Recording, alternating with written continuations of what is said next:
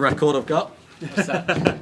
First time he's ever been took off in the semi-final. Well, Forever creating records. Yeah. What else can you do? Sean done me a favour, didn't he? Yeah. I thought it could have been 17, 16. I went on at like 2 in the morning or something. You'd have enjoyed that. We would have done. Are you ready? Yeah. Mark, many congratulations. A great win for you. But how difficult was it to come back after the last semi and obviously closing in on victory, but still not there? Yeah, it was tough. Towards the middle part of that frame there, before I ended up getting over the line, I sort of had flashbacks of the Ronnie game, thinking, well, Stuart was going to clear up. I mean, I fancied him to clear up again to go 16-all, and I'm like, here we go. Not really.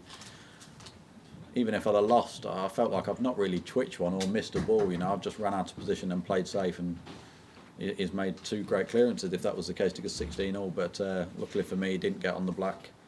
I had a bit of fortune at the end and managed to get over the line. Does it erase those bad memories of losing to O'Sullivan last year? Yeah, but like I said before in the interviews, I mean, the memories, it hurt for about a week and a half, 2 weeks, and then I sort of had to try and snap out of it because the season came round so quick with the European Masters. So coming back here, I mean, doesn't really. When I was coming here before the Kurt Mafflin game, I didn't think, them thoughts of like losing to run in the semi-final. I just thought it's another tournament. Come here, try your best, and see what happens. But what does it mean to you to be back in the world final again? Oh, everything, you know. I mean, obviously, as a young lad, all you want to do is just try and become world champion. I've been fortunate enough to win it 3 times, but it still feels just as good, you know, getting to the final again. I mean, if I don't win it, I've still had a fantastic tournament, but I'll be trying my heart out over the next 2 days. And Sean Murphy, somebody you've been playing, since you were children? Yeah. I've known Sean since probably 13, 14. We sort of grew up together. I think Sean's probably just a few months older than me or a year older than me. So we've been battling since we were 14, 15 at the Willie Fawns Snooker Centre, playing in the junior comps and around the country as well. So known each other for many, many years. What have you made of his form in this tournament? We've seen him go on the attack again, very reminiscent of when he won the title back in 2005. Yeah, I think he's been playing fantastic, you know. I mean, even against Judd, I thought he played great. When Judd come back at him, he seemed to have got stronger from 11-all. And then in the game against Kyron, you know, for me, Kyron's one of the form players of the year and got a great all-round game. So to battle back from 10-4 down to beat Kyron is no mean feat. So it's going to be a tough game, but happy for him, Sean, because he's had a tough year, you know. I mean, he's been struggling, not really been getting too many results. And he's too good a player to be losing early on in tournaments like he has been, so happy for him to get to another final. He said he thought, given the struggles he'd had over recent years, he would never get here again. Obviously he has. So do you think you're the favourite? No, not at all. I mean, every match I go into, I never think, I'm the favourite, I should win. I just go in there and just play the balls and take one frame at a time, one ball at a time, and see what happens. So tomorrow will be no different. And how difficult is it going to be for your coach, Chris Henry, because he's also Sean's coach as well? Yeah, it'd be tough, but I mean, I spoke to him about that. How does he speak to other players when they're playing each other? And he said, look, he just don't even mention the other player to myself. So he'd come into my dressing room, not even mention Sean to me, and vice versa, and just try and prepare you as good as possible and let the best man win. So will he just leave you alone during the match, both of you? I think he'll come in the dressing room to just swap over and just like see how you're feeling and probably just tell me the same things, hopefully what he's telling Sean, and then we go out there and whoever wins, wins. Will you give him a bigger percentage? If it can give Sean some negative feedback, yeah, then I'll probably slip him a few more quid. And the family will be here as well, cheering you on? Yeah, hopefully. I mean, I don't know what the situation is because the apartments where we're staying, there's no more availability. So I know with hotels in Sheffield, you can't just come up unless you're a key worker or you've got some reason to be staying in hotels. So that's going to be tough. But I mean, they may just drive up, watch one of the sessions and then drive back. But it's difficult with Sophia as well with the COVID rules. I know they're having no under 18s and stuff in there. So I don't know how it'll work. So we'll just cross that bridge later on. We're determined to take the title back to Leicester again. It'd be nice. I mean, Sophia's been on my case like the last few days, crying on the phone saying, when you coming back? And I said, only a few more days. So hopefully it'll be worthwhile. Wish you all the best. Cheers, mate. Do a quick one, talk spot one. Thank you very much. Thank you. Similar stuff. Actually, do you want to do Nick first? I just got. Do what, mate? Okay. Sorry, mate. Mark, just on the comments that Stuart made about gamesmanship, is it kind of frustrating to hear that? And actually, his shot time, as you pointed out, was actually the same as yours. So, yeah.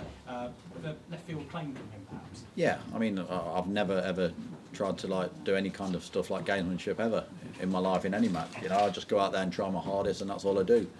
I mean, my dad always installed in me just go out there and just give everything until that last ball's potted. At least you can hold your hands up and say you've got no regrets. You know, you've not just gave it to them. So that was my intention to go out there. Obviously, you can't predict how the game's going to go. You can't predict how the balls are going to go. And as you say, I mean, Stuart's probably said that just in the heat of the moment because he's lost. I mean, it's never a nice time to do an interview. But as you say, both on 28 seconds a shot, which, yeah, he's slow really. But, I mean, you can't really call me out for being slow when he's at the same shot time. Just on Sean Murphy, you talk about the history of the two of you playing at the Woody Thorne Snooker Club in Leicester. What are your kind of memories of, I guess, meeting him for the first time? Any little kind of quirks you noticed with him straight away? Yeah, I just remember him like when he used to come in, he was always like suited and booted, you know, suit jacket on even at 14, prim and proper. Spoke like he was president of the world even back then, you know. But obviously he's a fantastic player and a great ambassador for the game. So it's great to see him doing well again. Obviously achieving so much in the game when we've sort of grew up together, like you say, since 13, 14. I've seen a lot of showmanship from him, I guess it would be fair to say, over the last 2 or 3 days with the fist pumping, Yeah. and the bows to the crowd and stuff. What do you make of that? I mean, I've not got nothing against it, you know. I mean, I know Sean that he has no intention of doing any harm to any other player, you know. It's nothing against any other player. And I've not got a problem. I mean, you see it in other sports, you see it in tennis, people give it the big one. Why not snooker? You know, darts is the same. Every time somebody hits a double, they give it the big one. So I mean, it's just sport. It just shows passion, really. I mean, from a viewer's point of view, I think it's great to see that. I mean, I probably wouldn't do it like if you do it a big frame, you might give it the fist for a big frame. But I think Sean was 10-6 down yesterday. He made a big clearance and he gave it the fist. But I mean, you know, I mean, it was a big occasion for me. If he goes 11-5, you probably think like, oh, he might be out the match. So you probably thought that clearance kept him in it. Yeah, Mark, the two should be working now. Thank you. Well, with Mark Selby into another Betfred World Championship final after a Titanic semi-final. Mark, just talk us through that. It was a real battle, wasn't it? Yeah, real battle. I mean, I thought Stuart played great, you know, from start to finish. Scored fantastic. I mean, every time he got a chance, it looked like he was going to win it in one visit. Had quite a bit of run of the ball, and I had a bit towards the end. But overall, I felt like he had more than me, and I felt I was trying to battle just all the way through, having to compete against him at the top of his game, and the lap of the gods as well, which you can't control. So I was really pleased with how I sort of held myself together and didn't get too down on myself when I went a few behind from 9-7 up to 12-9 down and battled back.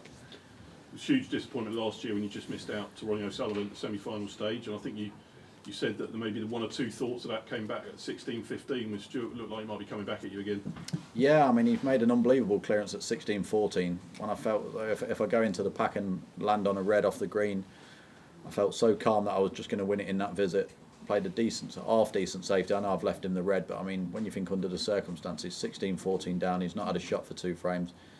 Potentially, if he misses it, he's out the tournament, and he's dropped it in and done a clearance under that kind of pressure was unbelievable, really. And he looked like he was going to do it again at 16 all, and that's when I sort of sat in my chair and had the flashbacks of last year, thinking, here we go again. I'm probably going to get pipped 17-16 and probably not speak to Vicky for another week. And but thankfully for me, it didn't happen. Obviously, you sort of slightly ran out of time this afternoon. How did that sort of work for you? That you probably knew you were going to get hauled off, that it wasn't going to quite get finished in time. So when you've come off with the score, was it at 16, 14, wasn't it? 15, 16, 15. What were you sort of feeling about it? Yeah, I mean, when we was in the dressing room, I spoke to Chris Emery and he said, look, you might get pulled off. That was at 14 all. But the next 2 frames I sort of made a good clearance, I think, to go 15-14. Then I made 100 quite quickly, and then they didn't pull us off, and I thought, oh, we've got time for another one, and I'm on 40 odd thinking, well, if I win this one, we ain't going to get pulled off at all. But I sort of knew at 16-14 that once we started another frame, the clock had been ticking, we wouldn't have been able to have time to play too many more. So, I mean, obviously it's not ideal, but at the same time I was 13-11 down going into the session. If you'd have said to me I'd have got pulled off at 16-15, I'd have snapped your hand off being in front. So I sort of had to take the positives out of it and think, look, just go again and come back fresh and try and stay calm, thinking that hopefully I get a chance and I can take it. Stuart was asked earlier when it did get a bit slow, whether perhaps it was you just very focused, or whether perhaps it was sort of deliberate on your part, and he even sort of speculated that it might even be gamesmanship. No. What would you say to that? No, not at all. I mean, I've never ever tried to do anything gamesmanship ever in my life. I mean, I know I played Ronnie sometimes, and he said a few years ago I was slow, but that's just me just sort of doubting myself sometimes over the years when I'm out there, and obviously not trusting myself enough. And when you don't trust yourself enough, you sort of second guess yourself sometimes. And you got to imagine, obviously the pressure situation out there. It's not just you playing down the club and there's no pressure at all. Obviously you're in the heat of the battle. and you don't intend to go out there and think, oh, I'm going to like overthink this shot. It's just how you feel at that particular time. But it was nothing against Stuart trying to slow him down at all. And just finally, Sean Murphy in the final, someone you've been playing probably since you were kids. Yeah. I mean, looking forward to it. You know, I mean, hopefully it'll be a great final, and whoever wins, let the best man win. As you say, we've known each other for many years, nearly 20 odd years now, 22, 23 years. So yeah, I mean, he's had a fantastic career. Obviously, I remember practicing with him about 2 weeks after he won his first world title. I was sort of like in awe of him. There he was driving his new Merc, which he's always wanted, and he had the trophy in the club and was practicing. Everyone's coming up to him, and I was like, wow, that's like brilliant. This is like what I'm trying to strive for. And now I've been there and done it myself, and we're in the final together. Well played today, Mark. Good luck in the final. Cheers, Ed. Thank you. Mark, obviously Sean's been with Chris Henry for 8 years, and you're saying earlier, a lot longer than you have. Yeah. Is there a fear that you're sort of like the second driver to his Lewis Hamilton? No, not really. I mean, obviously Chris, he's got his way of working, and I'm sure his way of working is probably the same with every player who he works with. So obviously Sean, as you say, was his first snooker player as such, and now he's got a few more people on board. I'm sure Sean's probably wishing that he just kept him to himself, you know, because I mean, I can honestly say before the World Championship last year, if it wasn't working for Chris, I definitely wouldn't have got within a frame of Ronnie getting to the semi-final, and now 12 months on here, sitting here being in another world final. And how important is the mental side in snooker? Because it is one of those sports, isn't it, where you can't actually affect it when you're not at a table? Yeah, everything. I think it's like 90% or even more, you know, because Chris was saying to me when he got on board, he said, look, I was always doubting myself, thinking it was something technically, that I had something technically wrong that I needed to change. He looked at me, done a few things on the table and said to me, look, your technique's fine, exactly the same as what it was many years ago. But obviously you're just doubting yourself upstairs, which is obviously making you feel like the technique's wrong. And before I was with him, I never even thought of it like that. I thought, well, I'm mentally quite tough. I used to think I was mentally quite tough, but just a bit weak, like technically, and I needed to work on that a bit more. But it's proved to me that it's the other way around. If you get the things right mentally, then technically and physically you'll feel better anyway. And only the real greats of the game before, haven't they? How special would that be? Oh, it'd be amazing, yeah. I mean, obviously I'm in the final, so I've got a chance, but like I said before the semi-final, I'm not getting too ahead of myself, just one ball at a time, one frame at a time. Hopefully not too many 40, 50-minute frames, but one frame at a time, and we'll see what happens. I had to get your response, Mark, because Stuart wasn't happy. He thought you celebrated too early on a game ball. What would be your response to that? No, not at all. I mean, you could argue the fact that Sean celebrated too early at 10-6. I mean, Yeah. So I've not got a problem. I mean, listen, if I'm missing them blues in the middle, I'm in trouble. You know what I mean? When I'm celebrating, I mean, I'm more or less dead straight on the blue. I only need the blue. I'm not going to miss that. So, I mean, people have done it before in the past. I've played other players and I've like gave it the fist before I potted match ball because I know that I'm on it. So, no, I mean, obviously if he thinks that, and then obviously I apologise. But for me, obviously, I wouldn't change it. If I was in that same situation again, I'd do the same again. Can I clarify? So is Sophia coming or not? Because obviously they're not allowing under 18s in this venue. So well, if she was to come, then she'd probably just come and just stay at the apartment and just watch it on TV there, and then at least she's there if I go back to the apartment to see her. But as it stands at the minute, we've only got a one-bed apartment, and there's no more availability in the building that we're in. So unless we can find like another apartment somewhere where Vic's mum can sort of stay with her, then she probably won't come, and she'll probably come Monday if that was the case, and just come up for the day and then just stay at the apartment, and then once we finish just drive back at night, because you can't stay in hotels. you can't change the rules, and there's nothing you can do then, presumably. No, I understand the rules are the rules, you know. Obviously you've got to follow the procedure. I mean, we've come this far now, obviously a year on, and two weeks into the World Championships doing all the right things and stuff, so I'm not going to overstep the mark just because, obviously, don't get me wrong, I'd love her to be, you know, I'd love her to be out in the balcony, because she's at the age now where she'd understand that she needs to be quiet. Even if she's just in there for one frame, it'd be fantastic. But I understand rules are rules, and you have to follow them. Just finally from me, I mean, we talk about a loss of characters in a lot of sports, but it feels like we have got characters in this sport. Do you think that when you talk to other players, there is real, genuine characters? Yeah, there is. I think, if anything, there's a lot of characters. But, I mean, a lot of them characters seem to be off the table and don't really show it too much off the table, unless you're somebody like Mark Williams and he's trying to climb up the billboard to play a shot with the rest, you know, and breaking off 5 cushions and rolling into the pack. But I mean, back in the day, in like the 80s, like the Willie Thorne era, he had Reardon who was all laughing and joking at the table and stuff. So it's not to the point like the characters of today, but the standard's so difficult. You know, you take your focus off the game for 1 minute, and before you know it, you're going home. So you need to be like fully switched on. But off the table, like if you was to follow us around the tour, like and you're in the players' lounge, I mean, the banter that they have, there's so many characters around. Who regularly won when you played Murphy at William Thorne Club? Who was the regular winner? I can't remember. I mean, you're probably best asking Phil Hager. I mean, I don't know how many times we've played. He knew how many times me and Mark Allen played, so I'm sure he'll know about him. But I don't know. I mean, we've played each other quite a few times. Not really in many big matches, I don't think. We've played each other in the odd match. I think I played him once in the Masters or the UK, but I can't remember. And as Shane said, if you elevate yourself alongside John Higgins, that's legendary status, isn't it? I mean, you've got that ready, but to actually to be at that next level. Yeah, it would be amazing. Be amazing, you know. I mean, as I've always said, if even if I never ever won it again, to win it three times is beyond my expectations. You know, I mean, my aim was to try and win it once, and if I won it once, nobody can ever take your name off that trophy. But to win it 3 times was incredible, really. So to be in the final again, to have a chance to win it 4 is extra special. But you know, I'll go out there, give it my all. If I win, absolutely amazing. If I don't, then I've had a great tournament and I've given it everything.